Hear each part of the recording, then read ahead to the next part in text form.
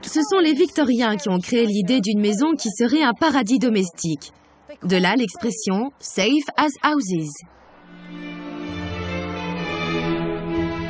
Dans cette ère des inventions, les maisons débordaient de nouveaux gadgets, produits et équipements.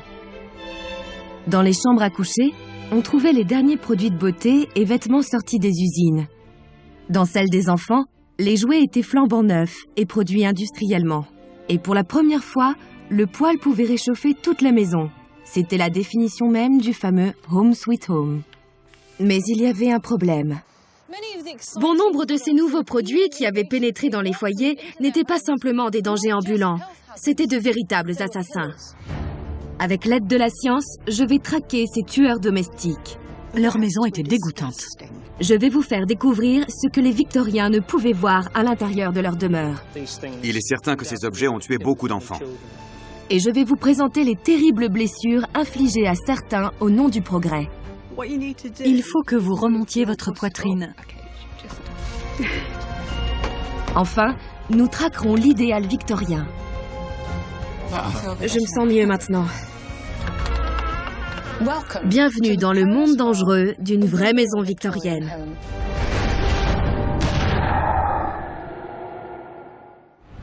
Au cours de la seconde moitié du 19e siècle, les villes anglaises explosent pour loger la classe moyenne en plein essor. En à peine plus de 50 ans, celle-ci passe de 2,5 millions d'individus à plus de 9 millions.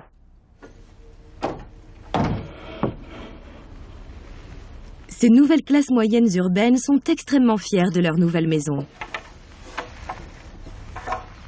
Elles ont de l'argent et désirent le dépenser pour faire de leur demeure le havre chaleureux d'une vie de famille confortable. Les risques de la vie en usine, la dure réalité des rues surpeuplées, tout cela ne les concernait pas. Les familles qui vivaient ici jouissaient d'un niveau de confort et de luxe inconnu des gens ordinaires. Le prix des objets de première nécessité avait complètement chuté. Les nouvelles techniques de production de masse rendaient toutes sortes de produits disponibles et accessibles. On avait atteint un niveau de richesse inconnu auparavant. Les Victoriens emplissaient leurs maisons d'éléments qui en faisaient à leurs yeux un véritable foyer.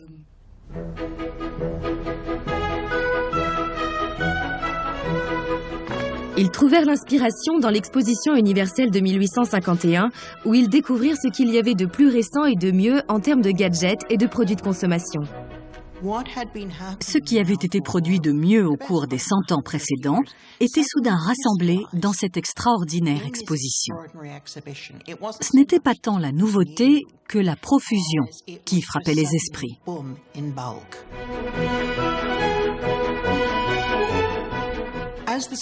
À mesure que le siècle avançait, la consommation se développait et il se produisit une chose fascinante. On vit apparaître l'expression « niveau de vie ». Pour la première fois dans l'histoire, on mesurait la qualité de la vie au nombre d'objets possédés. Quand on y pense, c'est une idée très étrange.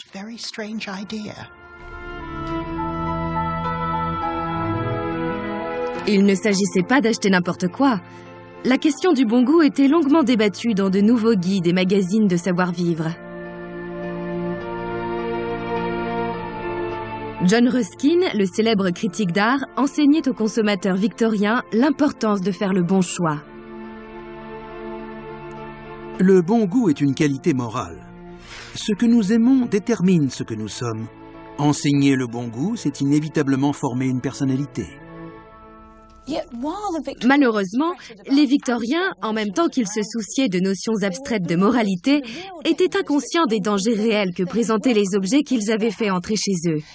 Chaque pièce de leur maison était peuplée de tueurs cachés.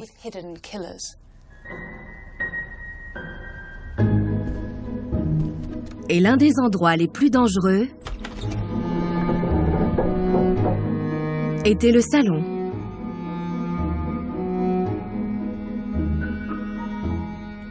Les Victoriens rejetaient complètement les idées du XVIIIe siècle, la retenue, la délicatesse, les murs blancs que l'on retrouvait partout. Ils voulaient de la profusion, ils voulaient de la couleur, de l'excès. Ils accumulaient les couleurs et les objets. C'est la richesse qui comptait, et il fallait qu'elle se voie.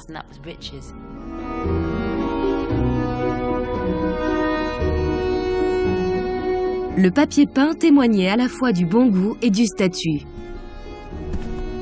Plus le motif était complexe, plus les couleurs étaient foncées et vives, mieux c'était. Pourquoi ? Parce que l'éclairage au gaz permettait pour la première fois d'habiter des maisons assez éclairées pour apprécier les couleurs intenses de leurs murs.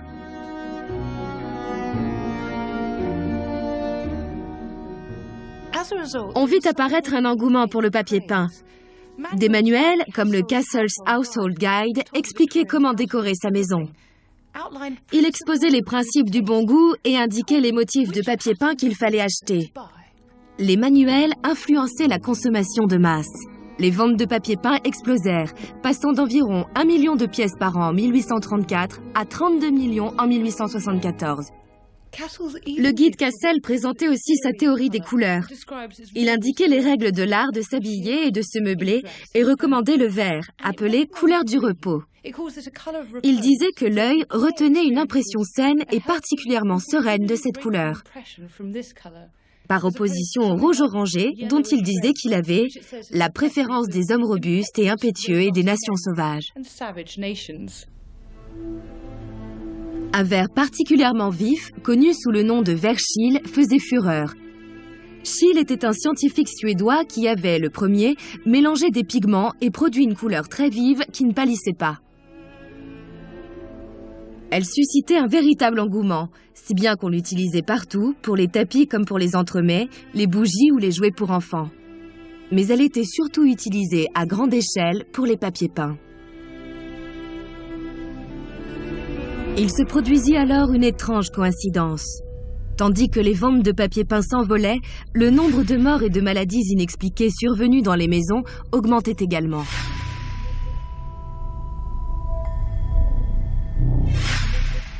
Il n'y avait là rien de très mystérieux en vérité. L'ingrédient qui donnait au papier peint cette riche nuance de vert était l'arsenic.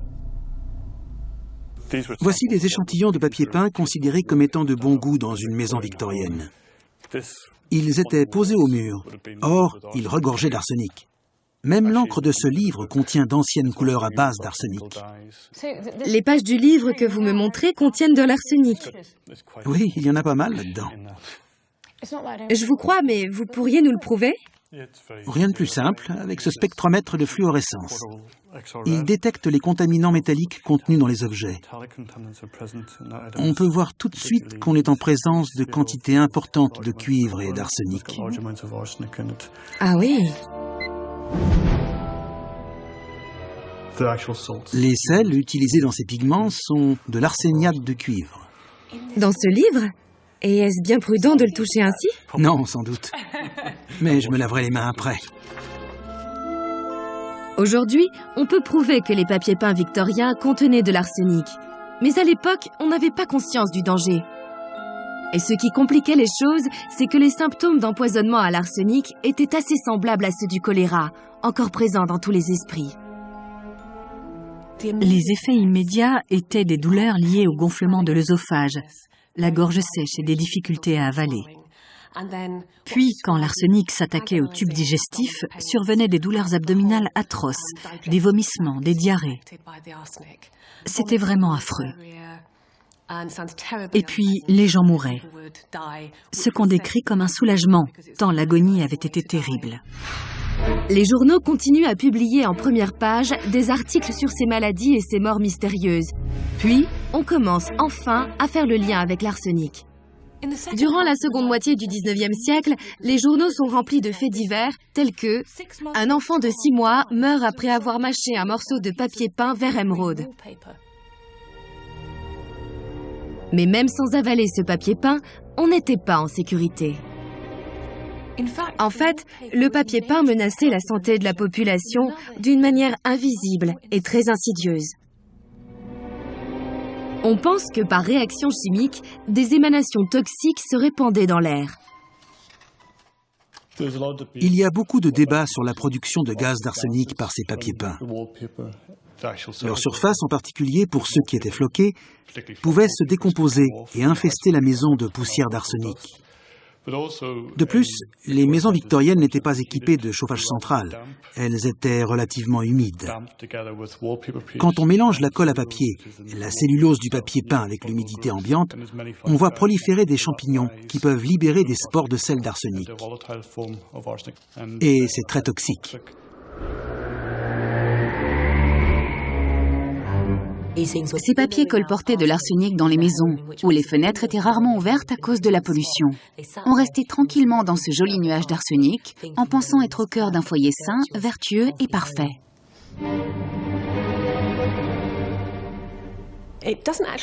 Peu importe la façon dont l'arsenic est absorbé par le corps, que ce soit par les voies respiratoires, la peau ou une autre membrane, ou même qu'on l'ingère, les effets sont similaires, car il atteint la circulation sanguine. Et une fois qu'il est dans le sang, il se propage dans tout le corps. Mais le problème avec un empoisonnement lent, avec une faible quantité d'arsenic sur une longue durée, c'est que les symptômes sont flous. Bien sûr, si on était intoxiqué par un objet qui se trouvait dans une certaine pièce, dès qu'on quittait celle-ci, on se sentait mieux. Les symptômes pouvaient aller et venir, et il devenait difficile de les distinguer de ceux des autres maladies de l'époque. Les journaux faisant état du nombre croissant de ces morts inexpliquées, certains médecins commencèrent à s'interroger sur la présence d'arsenic dans les papiers peints. Pour le journal médical The Lancet, il y a de bonnes raisons de penser qu'un grand nombre de maladies et de décès affectant toutes les classes de la société aient ceci pour origine. Ce pourrait également être la source de nombreuses maladies mystérieuses qui mettent constamment en échec les compétences de nos médecins. En 1856, un couple de Birmingham se plaignit à son médecin d'inflammation des yeux, de maux de tête et de gorge. Même leur perroquet n'allait pas bien. Ils décidèrent de partir en vacances au bord de la mer et les symptômes disparurent. Ils se dirent que cela venait de leur maison. Ils venaient justement de faire poser un papier peint vert vif dans 2 pièces. Le docteur Hines se demanda aussi si cela ne pouvait pas être à l'origine de leur douleur. Ces gens étaient allés au bord de la mer. Ils avaient pris les eaux, fait une cure. Ils avaient quitté un environnement toxique pour un endroit plus sain, où l'air était pur, où l'eau venait d'une source proche, sans comparaison avec l'espace confiné de leur demeure. Ils avaient quitté leur environnement toxique. Il est stupéfiant de voir la quantité d'arsenic présente dans un salon victorien quand on additionne tous les matériaux contenant des pigments d'arsenic. Nous savons avec certitude qu'un salon victorien, par exemple, renfermait une quantité énorme d'arsenic.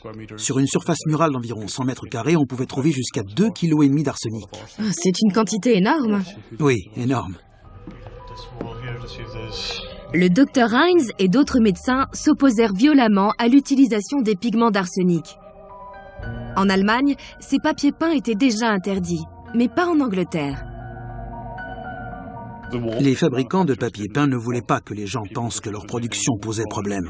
Le Lancet et le British Medical Journal menèrent une longue campagne pour porter cette information à la connaissance du public. La controverse fut vive. Des médecins et des journaux en appelèrent au gouvernement britannique pour faire interdire les papiers empoisonnés. Mais très vite, d'autres discréditèrent leurs affirmations. Certains fabricants proposèrent même d'en manger pour prouver qu'il n'y avait aucun danger. William Morris, le leader du mouvement Arts and Crafts, était l'un des stylistes de papier peint les plus célèbres. Il était également l'un des plus féroces critiques de ces industriels sans morale. En revanche, ce que l'on sait moins, c'est qu'il était aussi le propriétaire de la plus grande mine d'arsenic au monde, Devon Great Consols. La fortune de William Morris provenait essentiellement de la production d'arsenic. C'est surprenant, non? On associe le nom de William Morris au mouvement Arts and Crafts qui cherchait à revenir à l'essentiel, aux choses naturelles. Mais il possédait une mine qui produisait de l'arsenic. Quant à savoir s'il l'utilisait dans le papier, c'est une autre histoire. Le Times a dit un jour qu'il y avait assez d'arsenic dans cette mine pour tuer la terre entière et toutes les créatures qu'elle portait.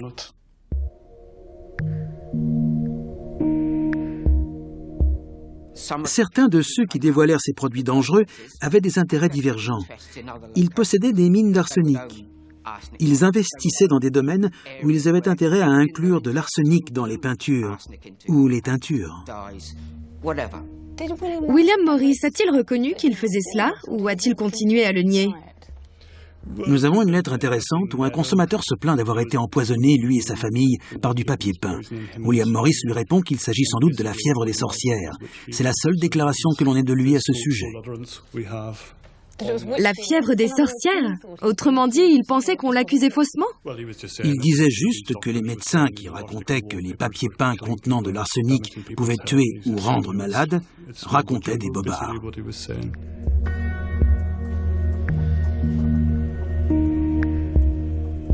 Contrairement aux affirmations de Morris, les preuves s'accumulaient et devenaient difficiles à nier.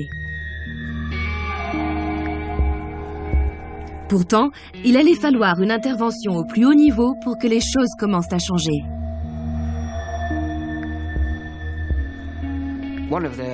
L'un des moments clés de ce changement, c'est lorsque la reine Victoria, qui avait elle-même des papiers peints vert chil, vit l'un des gentilshommes en poste auprès d'elle tomber malade du jour au lendemain. On rapporte qu'elle était très en colère. Elle s'était réveillée tôt le matin et le pauvre garçon n'était pas présent à son poste.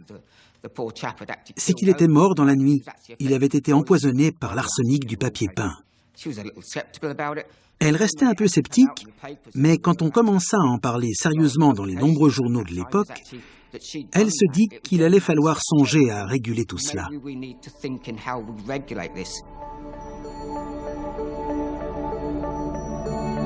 Il est étonnant que l'utilisation d'arsenic dans les papiers peints n'ait jamais été officiellement interdite.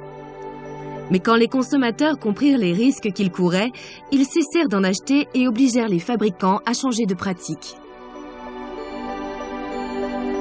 Morris Wallpapers et d'autres sociétés avisées commencèrent à faire la publicité de produits sans arsenic.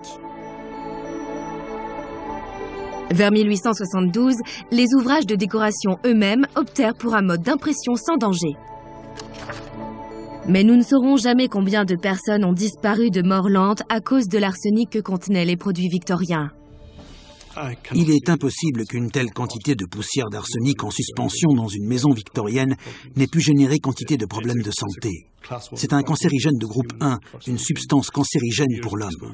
Une si longue exposition a forcément conduit à l'éclosion de cancer.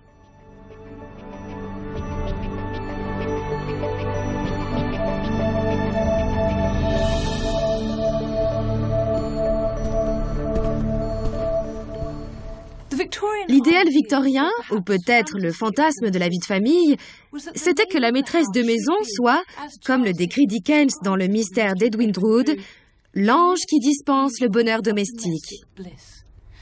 On encourageait les femmes à faire de leur foyer un refuge apaisant pour leur mari, loin des rivalités, des inquiétudes et des dangers de la vie professionnelle. L'idée de l'ange de la maison était une création littéraire, mais elle correspondait au désir profond des Victoriens. On est loin du XVIIIe siècle, où le père et la mère unissaient leurs forces dans le travail. Avec la professionnalisation et le développement des usines, le foyer, éloigné du lieu de travail, devient un espace idéal de perfection et de bon goût, une bulle de pureté. Dès que le foyer devient un idéal de vie, il faut le protéger et le nourrir. On achète des objets pour l'embellir, on en crée pour améliorer les intérieurs, et on considère que tout cela est du ressort de la femme. Les hommes partaient à la conquête de nouvelles colonies, et les femmes entretenaient la pureté du foyer. On n'attendait pas seulement des femmes qu'elles créent un foyer parfait, la dame de la maison devait elle aussi se montrer à la hauteur. Le danger que nous allons maintenant découvrir se trouve dans la chambre à coucher. La poursuite de cet idéal féminin n'était pas sans danger. Bon nombre de substances toxiques se cachaient dans les produits de beauté.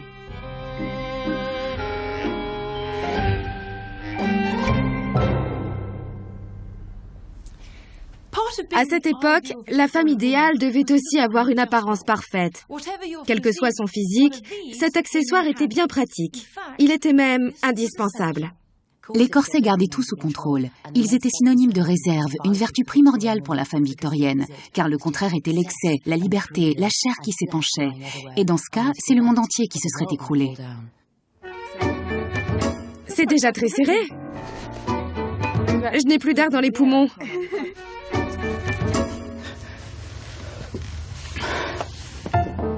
Sarah Nichols veille sur l'une des collections de corsets les plus importantes de Grande-Bretagne.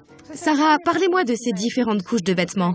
Tout d'abord, il y avait la chemise, car on ne portait jamais le corset directement sur la peau. Le corset est antérieur au soutien-gorge. Il avait pour fonction de soutenir la poitrine et d'aider à porter des vêtements de plus de 7 kilos. C'est ici qu'on accrochait le jupon.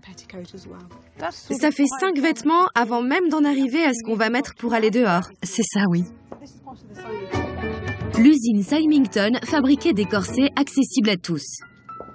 Ils faisaient tout eux-mêmes, les dessins et l'impression des couvercles des boîtes pour leurs corsets. C'est magnifique. C'était peut-être magnifique, mais pour atteindre cette perfection, les femmes payaient un prix exorbitant. Dans les années 1860 et 1870, la corsetterie adopta des formes extrêmes. À partir du milieu du 19e siècle, la forme féminine idéale, la femme corsetée, était présente partout dans les magazines féminins. Les femmes célèbres, les actrices, les danseuses, toutes l'avaient adoptée. Mais c'était une silhouette impossible à atteindre. Ce n'était qu'un dessin. Aucune femme ne ressemblait à ça. Le type de corset et la façon dont il était serré dépendaient de l'âge, de la classe sociale, du mode de vie et bien sûr de la mode. Il était recommandé de porter le corset en permanence. Et l'on n'admettait aucune exception, même pour la vie aux colonies. Symington créa celui-ci tout spécialement pour les femmes qui se rendaient dans les régions tropicales avec leur mari. On appelle cela un corset à ventilation. La partie centrale est enlevée pour des raisons évidentes. Les femmes portaient un corset dans tout l'Empire britannique, quel que soit le climat. Oui, et vous étiez considérée comme une femme de mauvaise vie si vous n'en portiez pas. Ça montrait leur tempérament et le fait qu'elles étaient de bonnes citoyennes honnêtes et dignes de l'Empire britannique.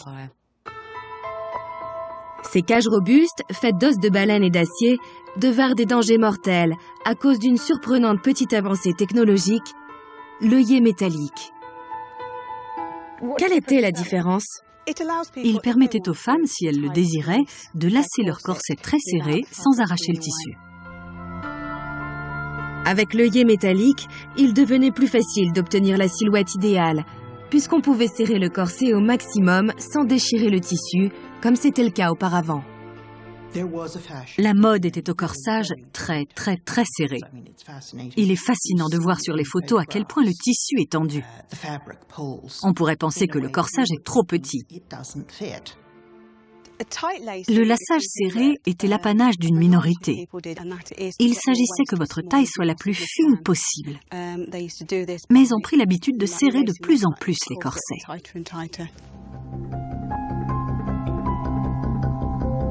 Certaines femmes gardaient leur corset nuit et jour pour s'y habituer.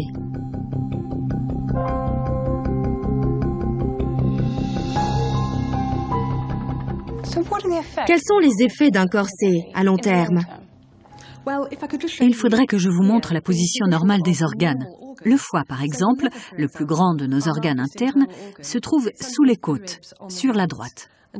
On a donc un grand organe, là, sous les côtes.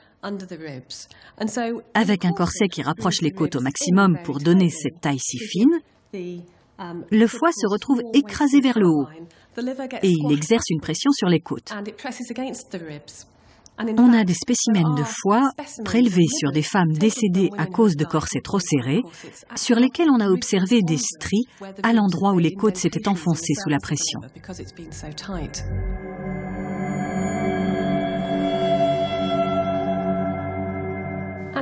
Un autre organe qui était également affecté par des corsets aussi serrés, c'est l'estomac. Il se trouve ici, sous la cage thoracique. Lorsque celle-ci est comprimée, l'estomac est poussé vers le bas de la cavité abdominale. Il pousse alors les autres organes de l'abdomen vers le bas. Voici un corset de grossesse datant de 1885. Certaines femmes portaient des corsets même lorsqu'elles étaient enceintes.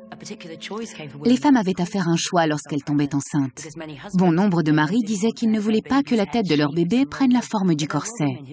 Mais certaines femmes continuaient à le porter pendant leur grossesse. Comme vous vous en doutez, ce n'était pas bon pour le bébé. L'un des problèmes avec les corsets, en particulier si la femme avait eu beaucoup d'enfants, c'était la descente d'organes. Les muscles du plancher pelvien étaient affaiblis après l'accouchement et un corset très serré, en augmentant la pression sur l'abdomen, poussait tous les organes vers le bas. C'était une des graves conséquences liées au port du corset. Maintenant, c'est mon tour. Je l'ai serré un peu plus. Vous le sentez? Oui, tout à fait. Je dois avouer que j'étais ravie d'avoir une taille aussi fine. Je comprends pourquoi elle faisait ça. On dirait que je fais 60 cm de tour de taille. Allez, 62. Les manuels de savoir-vivre victoriens conseillaient même certains exercices. Je suis épuisée. Mais ça va, je le supporte plutôt bien après tout. Vraiment? Avec Matt Ferber, nous allons mesurer les effets du corset sur mon corps à l'aide d'outils scientifiques dédiés au sport. Moi, ça va. Et toi? Oui. Tu te sens bien? Je dois d'abord faire une série d'exercices sans corset. Il y en a pour 6 minutes.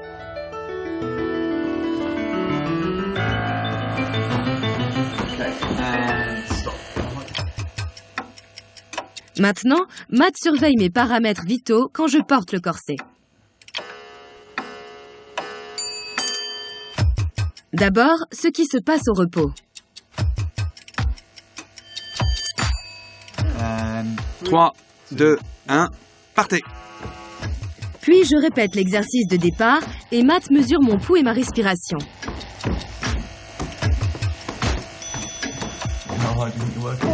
Feels like a 16 now. 175. C'est bon. Encore 2 minutes.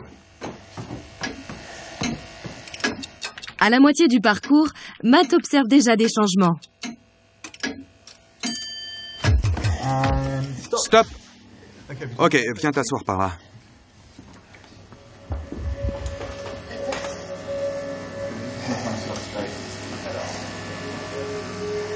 T'as pas trop la tête qui tourne? Si, un peu. Plus que la fois précédente? Oui, nettement. J'ai l'impression que je vais m'évanouir. Il me faut 2 minutes pour reprendre complètement mes esprits et le lassage n'est même pas serré. Respire, ok? Encore 10 secondes. Excellent. Bien joué. Je te libère. Que s'est-il passé? Qu'est-ce que la science peut nous enseigner sur les effets du corset? En ce qui concerne ta respiration, Ah, voyons ça. la ligne rouge, c'est quand tu portes le corset, et la ligne bleue sans le corset. On peut voir que même au repos, assise, tu respires 23-24 fois par minute avec le corset. Alors que sans le corset, tu étais aux environs de 14 fois par minute. Même au repos, le corset est très contraignant. Et pendant l'exercice, on peut le voir dans tes résultats, le corset influe sur le volume respiratoire, donc tu aspires beaucoup moins d'air à chaque fois. On compte 200 à 300 millilitres de moins à chaque respiration avec le corset. Waouh, c'est pour ça que sur la fin, j'avais l'impression de devoir lutter pour prendre de l'air. Absolument. Grâce à ces chiffres, on voit nettement la contrainte que représentait le port du corset. On passe tout simplement en hyperventilation, puisqu'on respire beaucoup plus que 10 fois par minute. On respire 25% plus vite avec un corset. J'ai prouvé que ce n'était pas bon pour la santé. Mais est-ce que cela peut tuer? Cette sous-alimentation en air du bas des poumons peut poser problème. Ça rend vulnérable à des infections comme la pneumonie. Un corset très serré, porté de nombreuses heures par jour, pouvait entraîner ce genre de maladie. Si une femme avait un problème latent, cela pouvait l'exacerber. Par exemple, une jeune fille atteinte de rachitisme à cause d'une carence en vitamine D pouvait avoir des os plus mous alors qu'elle était en plein développement. Il pouvait être complètement déformé par le port d'un corset. On a des témoignages de fractures des côtes qui entraînaient des perforations du poumon, ce qui pouvait être fatal. Vers la fin du siècle, le corset se retrouva au centre d'un grand débat. Les femmes eurent la possibilité d'exercer davantage d'activités au cours du 19e siècle. Vers la fin de celui-ci, il n'y avait rien d'immoral à circuler à bicyclette, à se promener librement, et le corset n'était vraiment pas pratique dans ces occasions. C'était simplement impossible. De plus en plus de femmes commencèrent à dire qu'il était inutile, qu'il ne faisait que les gêner. Elles disaient par exemple « Je passe des heures chaque matin à rentrer dans mon corset alors que je pourrais faire des choses bien plus utiles ». Cela coïncidait aussi avec leur revendication du droit de vote, avec l'idée que les femmes étaient des citoyennes égales et que par conséquent, elles ne devaient pas être considérées comme de jolis objets, faits pour être contemplés, qu'elles n'avaient pas à ruiner leur santé pour plaire aux hommes. Le fer de lance de cette campagne était la Rational Dress Society, la société pour un vêtement rationnel, créée en 1881. Constance Wilde, épouse du grand écrivain Oscar Wilde, publiait la Rational Dress Gazette. La Rational Dress Society proteste contre toutes les modes qui déforment la silhouette, empêchent les mouvements du corps ou qui pourraient, de quelque manière que ce soit, mettre la santé en danger. Dans les années 1890, certains fabricants commencèrent à répondre à la demande de vêtements moins étriqués. Une chose, cependant, ne disparaîtra sans doute jamais. La tentation de se conformer à un idéal de beauté, quoi qu'il en coûte. Pourquoi les femmes continuaient-elles à porter des corsets? Pour la même raison qui faisait que j'étais ravie d'avoir un tour de taille de 60 cm.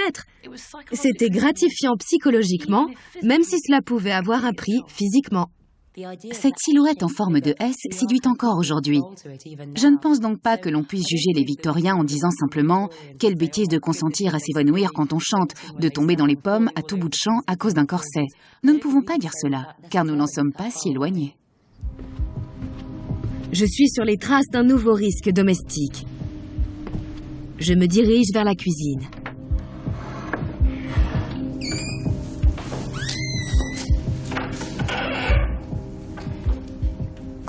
Les corsets n'étaient pas portés uniquement par les femmes de la classe moyenne. Ils étaient également portés par leurs servantes lorsqu'elles effectuaient des tâches domestiques. C'est quasi impensable, mais au moins ces domestiques bénéficiaient-elles de la prolifération de nouveaux gadgets conçus pour leur rendre la vie plus facile et plus sûre. Enfin, plus ou moins sûre. On était dans le meilleur des mondes. Les inventeurs pensaient avoir la réponse à tous les problèmes domestiques. Mais beaucoup de ces inventions étaient difficiles à utiliser et dangereuses. Les gens n'étaient pas formés à leur emploi. Vers le milieu des années 1870, les Victoriens introduisirent dans les foyers l'eau courante, de nouveaux appareils à gaz ainsi que des gadgets. Parmi toutes ces nouvelles inventions, que pouvait-on désirer davantage dans ces maisons sombres et humides qu'un élément qui apporterait la chaleur et la lumière? Le gaz allait ouvrir un nouveau chapitre dans l'histoire des catastrophes domestiques. Autrefois, tout le monde se rassemblait autour d'une lampe, d'une bougie ou autre. Mais c'était une époque révolue. À présent, on ne voulait plus vivre en permanence entassés les uns sur les autres. Il y avait d'autres manières de vivre. C'est vers la fin de l'ère victorienne qu'apparut l'éclairage au gaz. Un système capable d'éclairer une pièce entière représentait un énorme pas en avant. C'était l'innovation la plus géniale qui soit, avoir une pièce entièrement éclairée. Il y avait le gaz de houille, puis ce qu'on appelait le gaz de bois, et aussi ce qu'on appelait le gaz d'eau. Mais ces deux-là étaient hautement toxiques.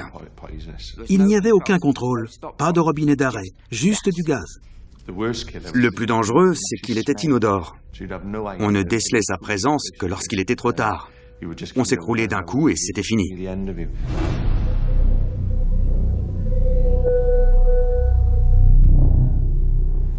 Dans la seconde partie du 19e siècle, les journaux, du Worcester Evening News à la Western Gazette, étaient remplis d'histoires où les gens mouraient de cette façon terrible. Ça ne faisait pas les gros titres. Il y avait de petits encadrés qui relataient les faits divers. En 1886, par exemple, dans le Manchester Evening News, on pouvait lire l'histoire de 5 garçons asphyxiés dans un grenier. Ou bien, en 1872, dans le Sheffield Independent, on raconte qu'une femme a été retrouvée enfermée dans sa chambre avec son bébé et sa nourrice. Elle avait dû, par inattention, déplacer le raccord du poêle à gaz et permettre ainsi au gaz de s'échapper. On les retrouva tous les 3 sans vie. Mais pourquoi ces cas se multipliaient-ils ?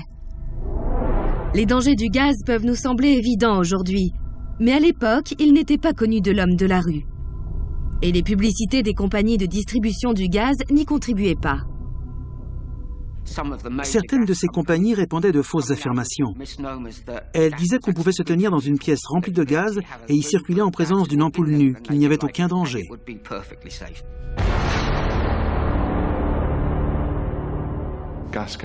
Des compagnies de gaz naissaient un peu partout. On ne pouvait traverser un pâté de maison à Londres sans en rencontrer une. La concurrence était énorme. Et les prix ont commencé à baisser. Il y avait aussi une lutte sans merci entre les fournisseurs de gaz. Ils entravaient l'activité de leurs adversaires ou concurrents en ralentissant l'approvisionnement. Pour faire des économies, les compagnies réduisaient pendant la nuit l'approvisionnement en gaz. La lumière faiblissait et soudain, au milieu de la nuit, elle reprenait de la vigueur. Mais le gaz s'infiltrait chez vous pendant la nuit et au petit matin, vous ne pouviez plus vous réveiller.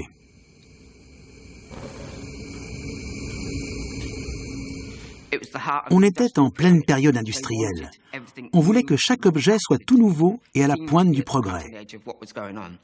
C'est ainsi que sont nées de nouvelles inventions. Si un objet ne relevait pas d'une technique nouvelle, ça ne plaisait pas. Tout changeait à toute vitesse.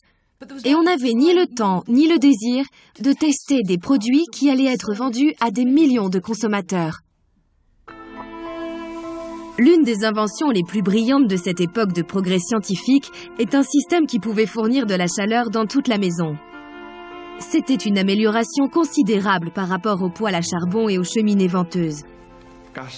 Le chauffage central au gaz était une avancée révolutionnaire. Dans les années 1800 naquit l'idée d'un système fermé au sein duquel on pouvait faire chauffer l'eau dans un énorme cylindre, comme dans un train à vapeur. C'était très volatile et la pression à l'intérieur de ces chaudières était absolument phénoménale. Le système parcourait toute la maison à travers 10, 12, 15, 16 radiateurs. Mais il pouvait arriver que vous soyez en train de déjeuner et que la soupape qui libérait la pression reste bloquée. Vous étiez en train de manger votre soupe, il se produisait une énorme explosion et vous vous retrouviez hors de chez vous sans même ouvrir la porte.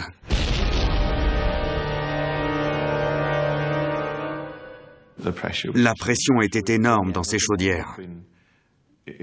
Il était inévitable qu'elles explosent et qu'il y ait des morts. Le problème, c'est que les Victoriens ne voyaient pas les dangers de ce qu'ils inventaient. Jamais le gaz ni la fonte n'avaient été utilisés de cette manière dans une maison. Quand on a fabriqué ces pièces en fonte, c'était le tout début de cette technique. On ne voyait pas encore les conséquences qu'allaient produire en bout de chaîne les faiblesses et les défauts du matériau. Après avoir résolu la question de la chaleur et de la lumière, les ingénieurs victoriens portèrent leur attention sur les cuisinières.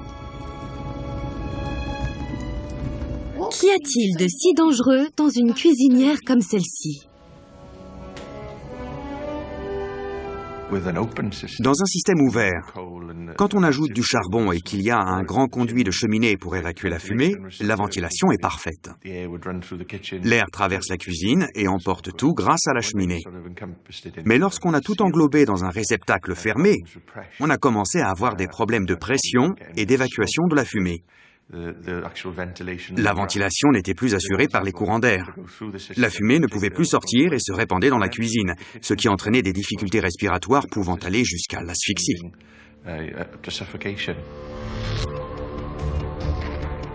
Si vous n'étiez pas asphyxié dans votre cuisine en fumée, il pouvait se produire un autre problème. On a fabriqué des systèmes fermés dans lesquels on versait de l'eau chaude.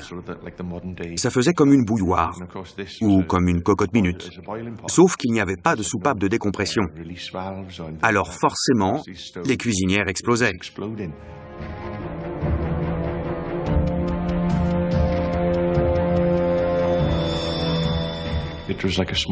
Ces cuisinières étaient des petites bombes à retardement. Elles étaient complètement fermées et on ne connaissait rien à la pression, ni à ce qui se passait quand on y introduisait de l'oxygène.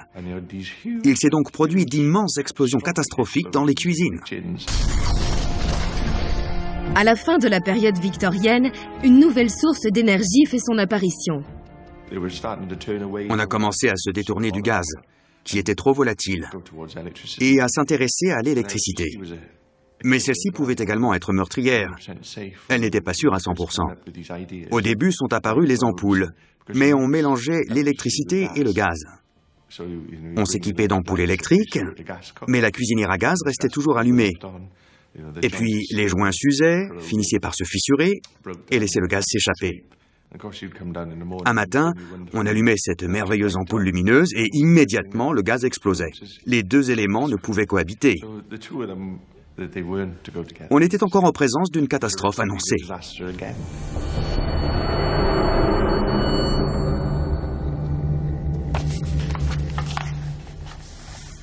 Ce n'est qu'en 1923 qu'on commença à édicter des règles de sécurité. Mais pour disposer d'une maison chaude et confortable, beaucoup étaient prêts à prendre tous les risques. Les nouvelles inventions se succédaient à une vitesse inouïe. Personne n'arrivait à suivre. Les installateurs n'avaient pas le temps de se former. Et les morts par négligence ou par méconnaissance du matériel utilisé étaient extrêmement nombreux.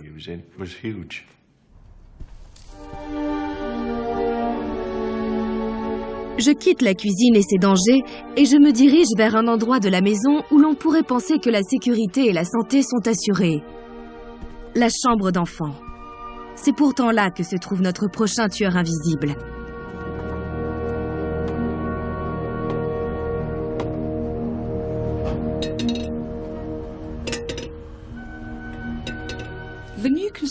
La nouvelle culture de consommation s'étendit même aux jeux pour enfants. Mais cela ne devait pas être un problème, non? Malgré tous les progrès, 154 000 enfants de moins d'1 an mouraient chaque année entre 1880 et 1890. L'enfant rescapé devenait important et on cédait alors à tous ses désirs. La période de l'enfance s'allongea. Les jeunes filles restaient très tard à la maison. Les jeunes filles vertueuses, bien sûr. Lord Shaftesbury déclara que les enfants devaient moins travailler dans les usines. L'enfance devenait une période sacro-sainte. Dans le monde victorien, les enfants représentaient de nouveaux consommateurs à cibler. Les fabricants inondaient les magasins de jouets de leurs produits et les gens se les arrachaient. C'est à cette époque que Noël devint la fête des enfants. C'était le moment où ils recevaient des cadeaux et où ils étaient gâtés. Mais c'est cette complaisance qui allait les mettre en danger. Le problème venait des jouets. Tout ce qui était coloré ou pigmenté contenait des niveaux élevés de métaux toxiques. Même le blanc n'était pas sans danger, car il y avait beaucoup de plomb dans la peinture blanche. Le plomb est une substance très toxique. Il n'y a pas de niveau minimal où il serait inoffensif. Même une quantité infime peut être nocive. Comme les enfants sont plus petits et en plein développement et que le plomb attaque le système nerveux, ils sont plus facilement contaminés par cette substance. Malheureusement, c'était le plus souvent les enfants qui étaient empoisonnés par le plomb, d'une part parce qu'on l'utilisait dans les fameux soldats de plomb ou dans la peinture pour jouets, mais aussi parce que les enfants ont la fâcheuse habitude de porter les objets à leur bouche. Dans tout ce qu'ils pouvaient mâcher ou lécher, dans ce qui pouvait s'effriter ou qu'ils pouvaient attraper et mettre dans leur bouche, il y avait de petites écailles de plomb. Beaucoup de poisons ont mauvais goût, ce qui n'est pas le cas du plomb. L'enfant pouvait donc le lécher sans être dégoûté. Mais pourquoi les Victoriens mettaient-ils du plomb dans la peinture? Car déjà les Romains savaient qu'il était toxique. Simplement, c'était et c'est toujours la meilleure protection pour le bois. Il ne se doutait pas que ce poison pouvait passer du jouet au corps de l'enfant.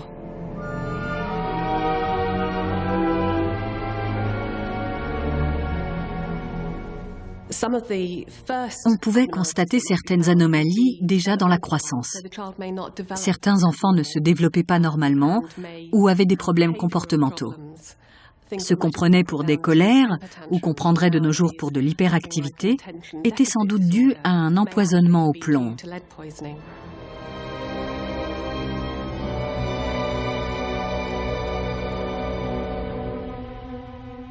C'est presque impossible à identifier sans mesurer le niveau de plomb dans le sang, car ces manifestations peuvent relever de la simple manière dont un enfant se développe. Mais qui sait quel aurait été son potentiel s'il n'avait pas été exposé au plomb?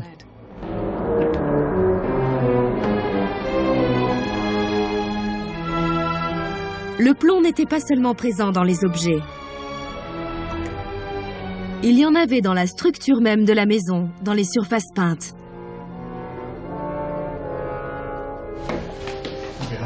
Dans cette encadrure de porte, je pense qu'il y avait du plomb. Il est omniprésent dans les maisons victoriennes, car il entrait dans la composition de la peinture blanche brillante qu'on trouve sur les boiseries peintes. On peut examiner ce morceau de bois et voir ce qu'il contient. Je vois tout de suite qu'il y a pas mal de plomb.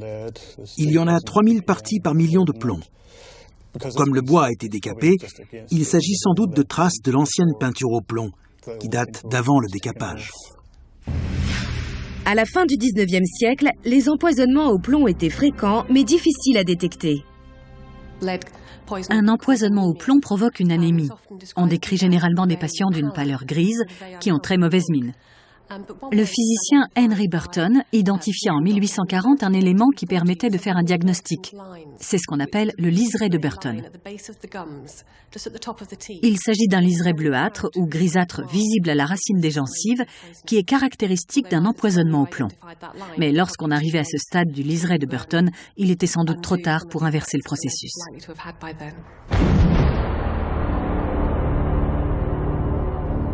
Malgré ces terribles preuves, le gouvernement ne fit rien. C'est seulement dans les années 20 que le plomb fut interdit dans la composition des peintures en Suède, Tchécoslovaquie, Autriche, Pologne, Espagne, Finlande et Norvège, mais pas en Grande-Bretagne.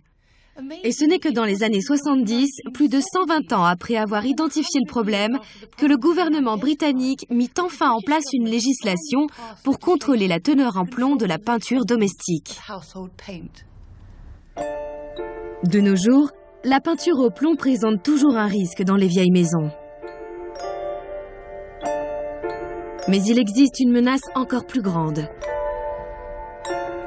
Je suis à la recherche de notre dernier assassin, peut-être le plus meurtrier, et resté ignoré des Victoriens. Dans l'Angleterre victorienne, le taux de mortalité infantile était terriblement élevé. 15% des enfants mouraient au cours de leur première année, et le plus souvent pour une raison insoupçonnée, à cause de ce qu'on appelait le petit assistant de maman.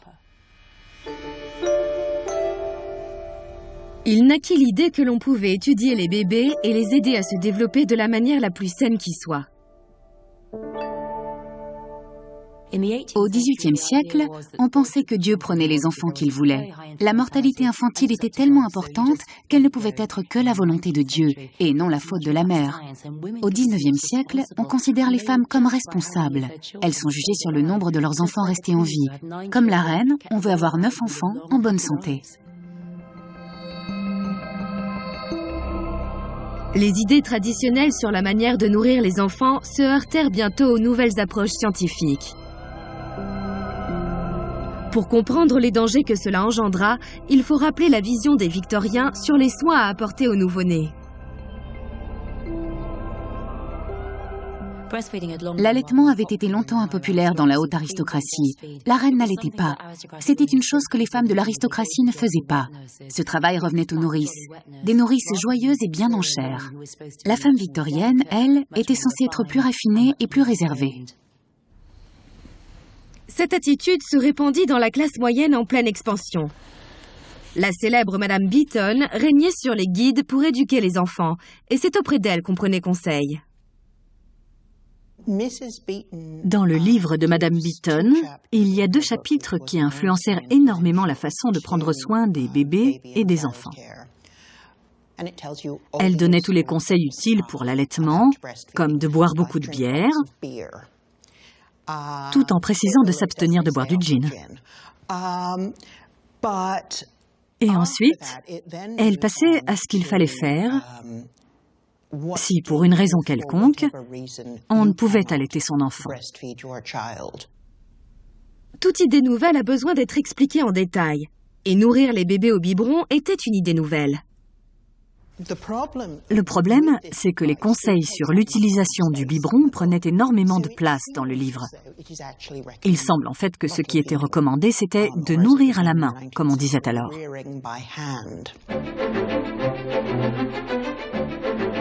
On pensa que Madame Beeton préconisait le biberon. Ce soutien et toute la publicité autour de ce nouvel ustensile poussèrent les femmes à abandonner l'allaitement au sein. Ces biberons avaient des noms fantastiques, comme le biberon empire. On incitait fortement les femmes à choisir le biberon. La stratégie marketing était brillante. Le choix du biberon faisait de la femme une meilleure citoyenne de l'Empire britannique, et surtout, elle faisait ainsi ce qui était bon pour ses enfants. Mais était-ce le cas? Ceci peut-il tuer? Matthew Avison est microbiologiste. Il va utiliser ses connaissances scientifiques pour examiner cette innovation victorienne.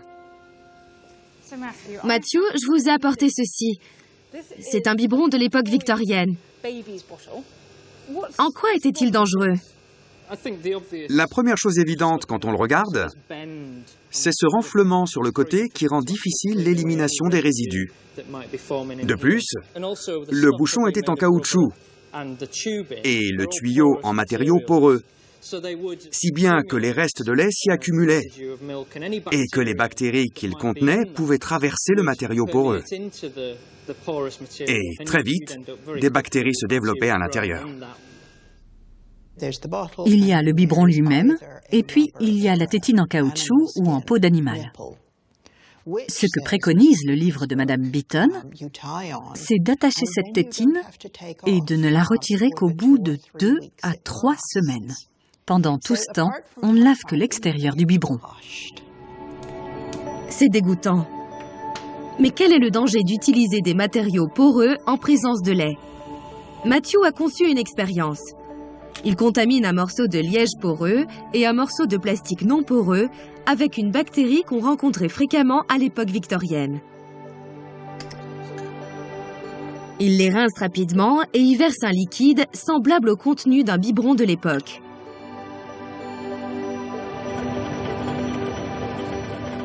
Le mélangeur dans l'incubateur introduit de l'oxygène dans les échantillons, ce qui permet aux bactéries de se développer plus vite et d'être chauffées à la température du corps humain, soit 37 degrés. Pendant que nous attendons ce résultat, voyons ce qu'on mettait dans un biberon. Les tire-laits existaient, donc on y mettait du lait maternel, ainsi que du lait maternisé créé par l'industrie alimentaire.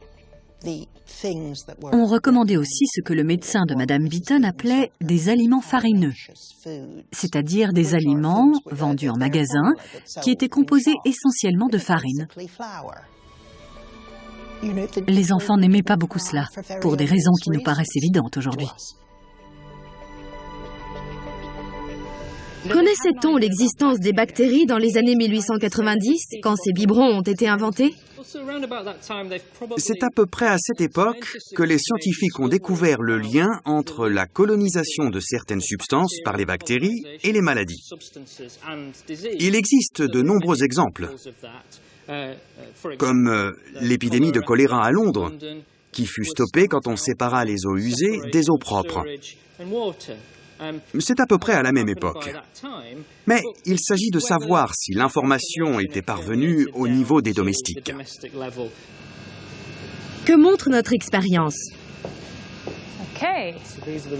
Voici les résultats des échantillons contaminés hier soir. On voit clairement qu'avec le liège, le développement des bactéries est beaucoup plus important qu'avec le plastique. Il y en avait donc plus sur le liège que sur le plastique. Elles ont traversé les pores pour coloniser l'intérieur du liège. On voit donc qu'un matériau poreux permet à la bactérie de proliférer. Il suffit de quelques heures pour obtenir assez de bactéries pour provoquer une infection. Et on en déduit quoi pour nos biberons?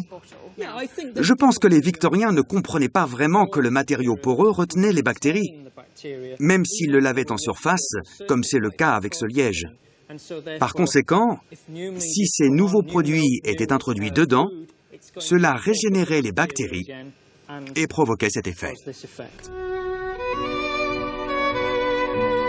L'Angleterre victorienne poursuivait son chemin malgré ses pratiques tragiques, étranges à nos yeux, mais courantes à l'époque. La dysenterie ou la typhoïde sont des affections intestinales très graves. On les attrapait en buvant de l'eau non potable qui provoquait, après avoir accompli son trajet dans le corps, des diarrhées infectieuses. Et pour un bébé, la déshydratation conduit très vite, en 48 heures, à la mort. Mon Dieu, si vite? Absolument. On ignorait que les germes étaient transmis par l'eau,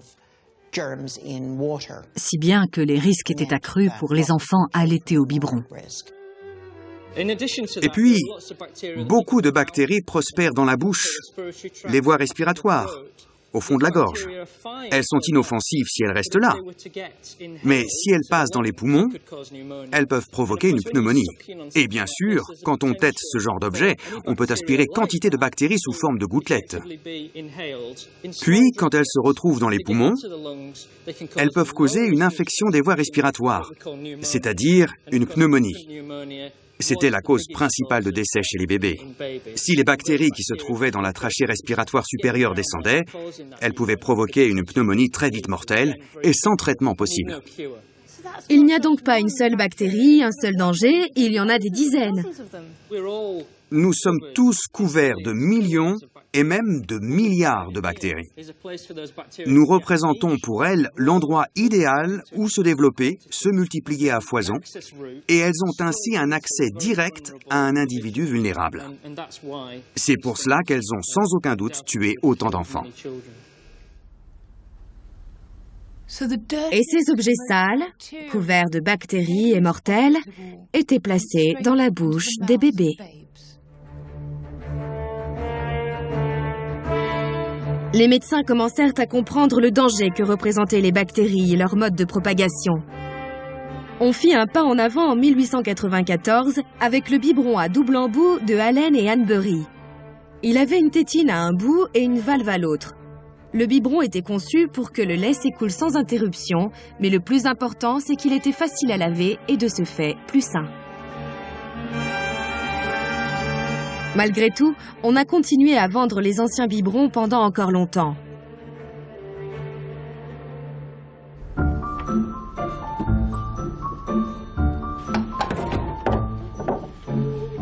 Il est sans doute vrai que nos assassins invisibles, le papier peint empoisonné, les corsets tueurs, la peinture toxique, les cuisinières explosives et les biberons de bébés infectés, ont mis à mal l'idéal victorien du foyer confortable et sûr. Mais c'était une époque extraordinaire, pleine d'innovations, même si cela avait un prix. L'histoire, comme toujours, fait 2 pas en avant et 1 en arrière. Et même si ces progrès ont coûté bien des sacrifices, les Victoriens nous ont légué leur héritage et nous vivons toujours dans leur maison. On peut estimer que nous croulons aujourd'hui sous les règlements, que nos exigences de santé et de sécurité vont trop loin. Mais quand on pense à ce qui se passait il y a un siècle, nous devrions être reconnaissants envers les Victoriens, qui n'ont pas seulement découvert de nouveaux produits, mais aussi leurs antidotes. Et nous, qu'ignorons-nous aujourd'hui ?